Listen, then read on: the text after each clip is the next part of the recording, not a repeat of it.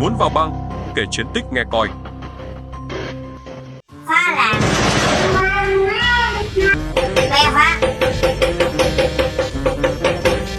Móc túi. Trù cả. Có đồ.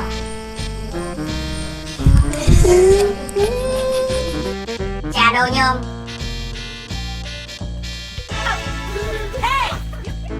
Nhìn Lan.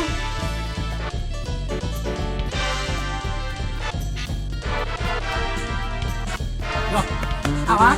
Hả? Nhận vào ngay.